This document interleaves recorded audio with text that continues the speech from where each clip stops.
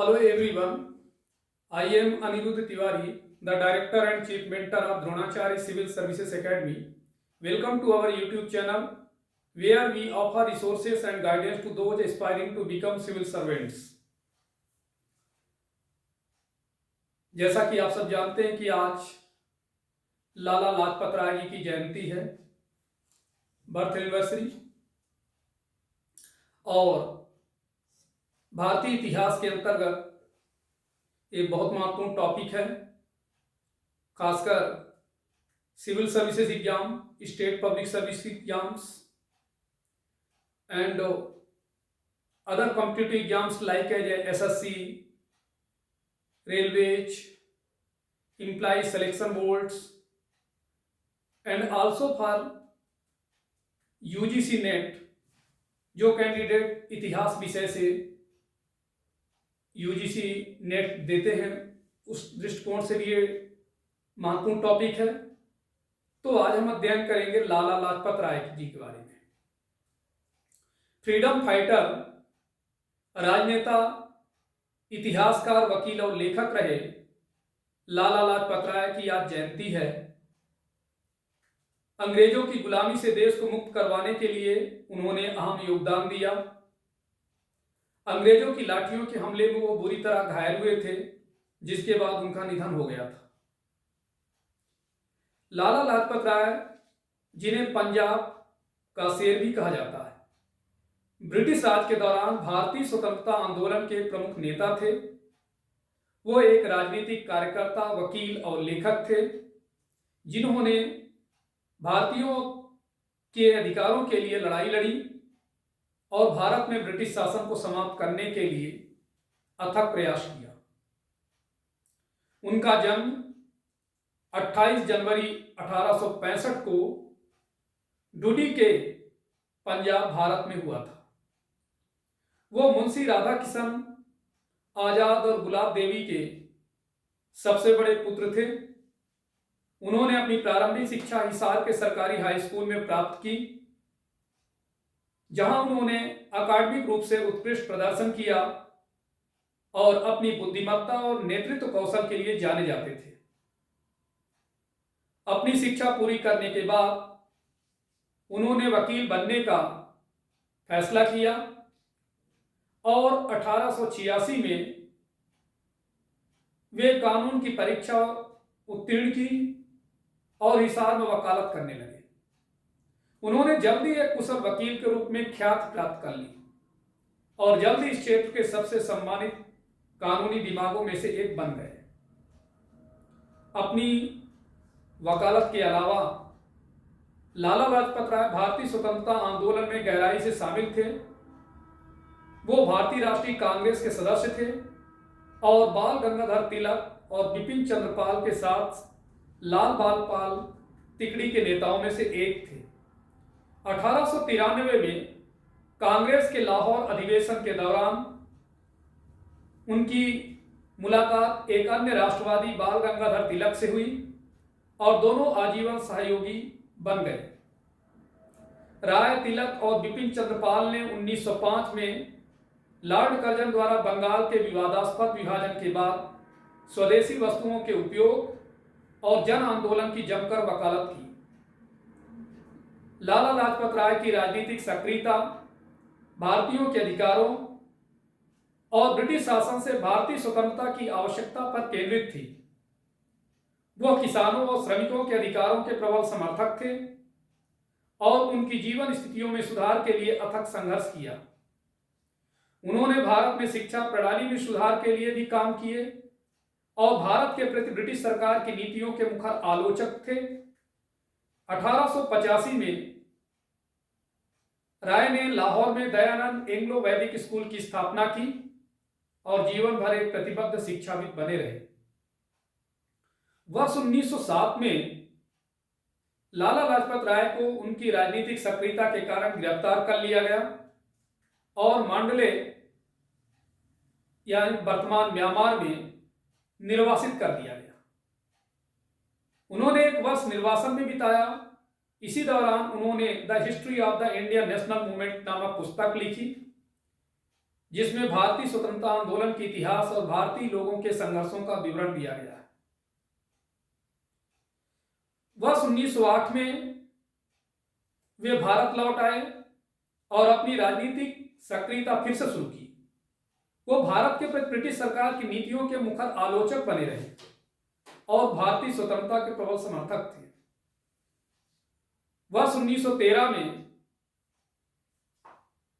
राय Japan, England और संयुक्त राज्य अमेरिका के व्याख्यान दौरे के लिए निकले, लेकिन प्रथम विश्व युद्ध के शुरू होने के बाद उन्हें विदेश में रहने के लिए मजबूर होना पड़ा और 1920 तक विदेश में ही रहे।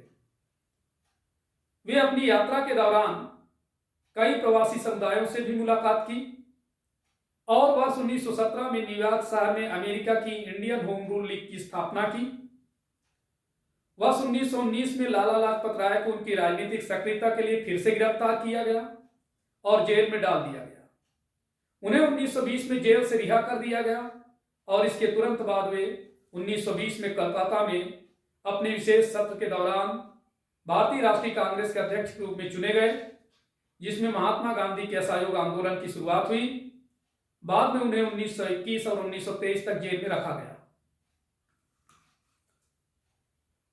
भारतीय इतिहास में यदि नजर डालें तो उनकी कई प्रमुख उपलब्धियां भी रही। लाला लाजपत राय 19वीं सदी के अंत और 20वीं सदी के शुरुआत में भारतीय स्वतंत्रता आंदोलन के प्रमुख नेता थे। उन्होंने भारतीय राष्ट्रीय कांग्रेस, हिंदू महासभा और आर्य समाज में महत्वपूर्ण भूमिका निभाई। वो एक लेखक और पत्रकार भी थे और उनकी रचनाओं में the story of my deportation and unhappy India शामिल है। उनकी उपलब्धियां में से एक वर्ष 1920 से 22 के असहयोग आंदोलन में भी उनकी भूमिका थी। महात्मा गांधी के नेतृत्व में इस आंदोलन का उद्देश्य अहिंसक तरीकों से भारत में ब्रिटिश शासन का विरोध करना था। लाला लाजपत राय इस आंदोलन के प्रबल समर्थक थे और उन्होंने इसे पंजाब क्षेत्र में संगठित करने में महत्वपूर्ण भूमिका निभाई। उन्होंने लाहौर में इंडियन नेशनल कॉलेज की स्थापना में भी मदद की, जिसने युवा भारतीयों को शिक्षा प्रदान की और राष्ट्रवादी विचारों को बढ़ावा देने में मदद की। लाला लाजपत राय की एक और महत्वपूर्ण उपलब्धि भारत में किसानों और श्रमिकों के अधिकारों को बढ़ावा देने के लिए था। वो ग्रामीण गरीबों के अधिकारों के प्रबल समर्थक थे और उन्होंने किसानों और ग्रामीण मजदूरों की जीवन स्थितियों में सुधार के लिए काम किया। उन्होंने औद्योगिक श्रमिकों के अधिकारों का भी समर्थन किया और उन्होंने पंजाब क्षेत्र में ट्रेड यूनियन और श्रमिक संगठनों की स्थापना में मदद की। लाला लाजपत राय भारत में हिंदू राष्ट्रवादी आंदोलन में भी एक महत्वपूर्ण व्यक्ति थे। वो हिंदू महासभा के सदस्य थे और उन्होंने भारत में हिंदू पहचान और संस्कृति को बढ़ावा देने के लिए काम किए। वे हिंदू समुदाय के अधिकारों की भी वकालत की और इसे भेदभाव से बचाने की मांग की। लाला लाजपत राय शिक्षा और महिला अधिकारों के भी समर्थक थे। वो दयानंद एंग्लो वैदिक कॉलेज ट्रस्ट और मैनेजमेंट सोसाइटी के संस्थापक थे, जिसने भारत में कई स्कूलों और कॉलेजों की स्थापना की। उन्होंने महिलाओं की शिक्षाओं का भी समर्थन किया, भारत में महिलाओं के अधिकारों को बढ़ावा देने के लिए कार्य किए। भारतीय स्वतंत्रता संग्राम में लाला लाजपत राय का योगदान इन सभी बिंदुओं के अलावा भी अन्य स्वदेश जैसे कि स्वदेशी के विचार को बढ़ावा देने, विदेशी वस्तुओं का बहिष्कार करने और स्वदेशी उत्पादों के उपयोग को प्रोत्साहित करने में भी सक्रिय रहे। वो भारतीय राष्ट्रीय कांग्रेस में भी सक्रिय रूप में शामिल थे और इसकी कार्य समिति के सदस्य थे। यहां पर उनके समय में साइमन कमीशन की घटना भी घटित हुई। साइमन कमीशन भारत आए, इसके पीछे क्या रहस्य रहा? दरअसल भारत सरकार अधिनियम 1919 के प्रावधानों के अनुसार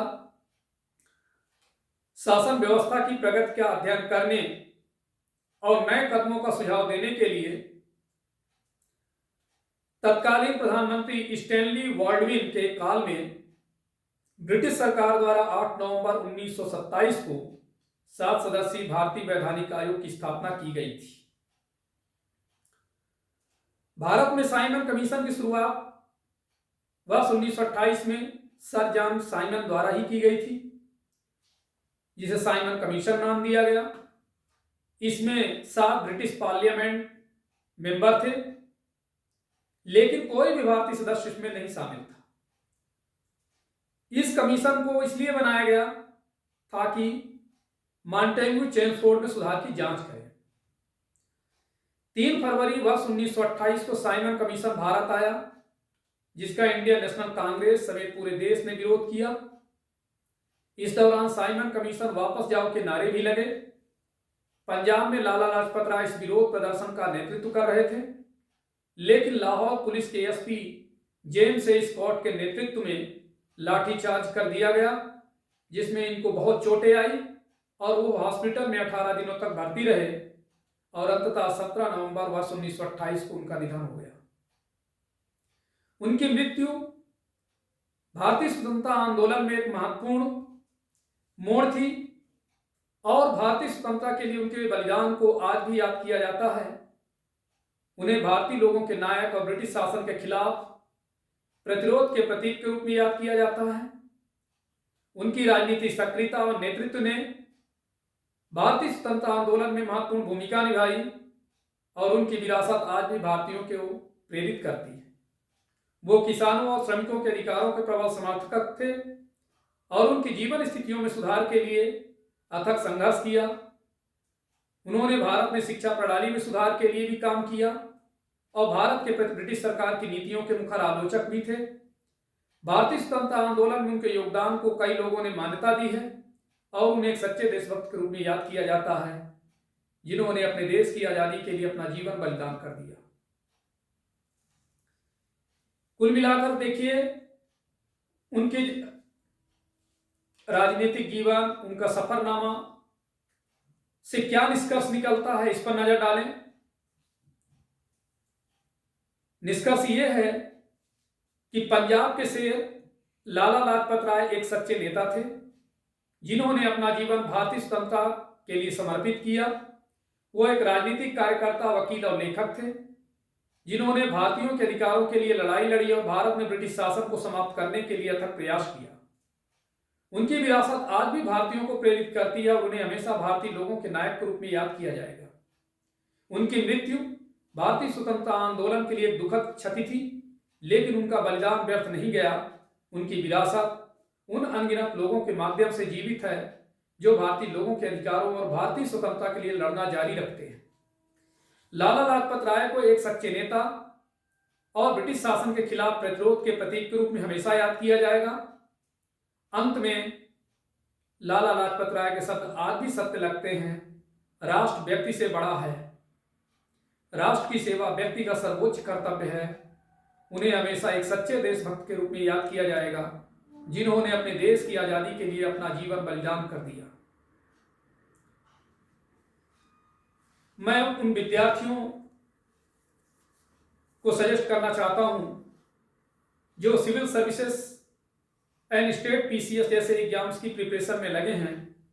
उनको पता होना चाहिए कि इस टॉपिक से रिलेटेड मेन एग्जाम में, अर्थात civil services main exam and state PCS mains में क्वेश्चन कैसे पूछे जा सकते हैं, वो आपके सामने प्रस्तुत करना चाह रहा हूं। जैसे साइमन कमीशन के क्या प्रावधान थे? क्या आपको लगता है कि निष्क्रियता के दौर में इसने राष्ट्रवादी गतिविधियों को गति प्रदान की? इस तरह के प्रश्नों का उत्तर देने के लिए शब्दों की सीमा रहेगी 250। आपको इस तरह के प्रश्न का उत्तर 250 शब्दों में लिखना होगा।